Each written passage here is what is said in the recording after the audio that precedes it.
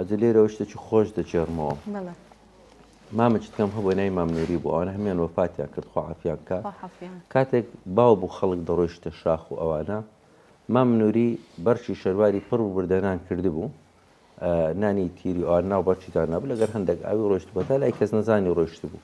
دوای وردە نانەکەی خواردبوو نانەکەی خلاص ببوو.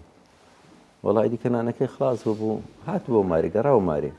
باپیرم لێی پرسی بۆ ئەوجا قسەی داکم لێی جێڕامەوە داکم عیشی ئێستاش دەژیان مایە الحەمدوللیلا دوعای خێری لەبۆ کرد.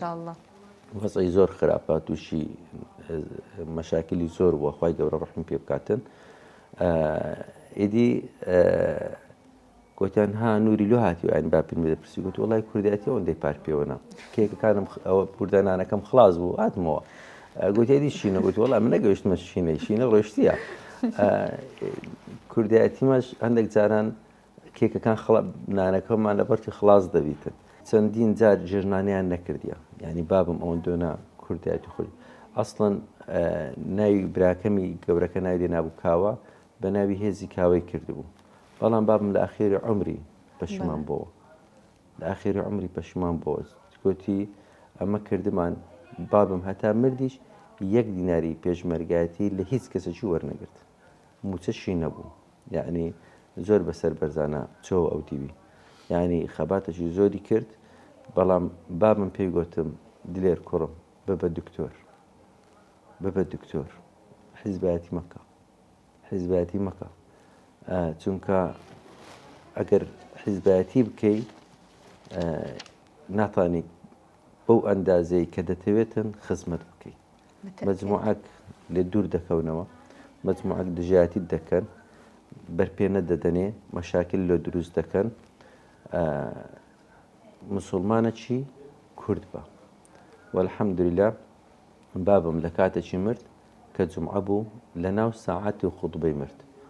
ئەم لە ناو خوتبەی بوو پێش ئەوەی تەبیعی بابم بە جەڵتەی دەماغی مرد پێش سبەینەکەی ئەمە سوورەتی یاسینم لەسەر خوێند چوومە خوتبەی لە ناو خوتبەی تەلەفۆنیان کرد گوتیان جانی دەرچوو یعنی لە کاتێکی زۆر مبارەک لە مانجی ڕەمەزان لە ناو سەعاتی و خوتبەی وەفاتی کرد. هەموو جارێش دەیگوت ئەمن بەس چاوم لە ڕەحمی خوایە بەس چاوم لە ڕەحمی خوایە یعنی زۆر ئیمانێکی زۆر زۆر بە ڕەحمی خوای هەبوو. ئەمن زۆر گەشت بینم بابم یەک کە لەوانەیە کە بەهەشتی بیتن ومێد دەکەم دەڵالێمەوە دەپارێمەوە لە خوای گەورە کە مەکانی بەهەشت بیت چونکە بابم زۆر دڵی خۆشەویستی تێدا بوو زۆر خەڵکی خۆش دەویست ئەوەی لەگەر بابم تەعایش کردبی هەموو خەڵکی خۆش دەویست و هەموو جار دەیگوت تەبیعی بابم هۆکار بم بوومە دکتۆر ئەمە گوتم ناتمە کولیە طب لە 6 ئەعدادی کە دەرەجەم هینا لە بیرمە شەوەشی لێم عاجز بوو گوتم من عاشار لێ دەکەم نەچێ کولیە طب دەرەجەت هینا دەبی بچێ کولیە طب ئەمەش دەمگوت دەچمە هەندەسەی تەلارسازی یان دەچمە شەریعی. دی بابم پێداگری کرد گوتی هەر دەبی بچێ کولیە طب ئەگەر نا ئەتو کوڕی من نی ئەمن عاشار لێ دەکەم.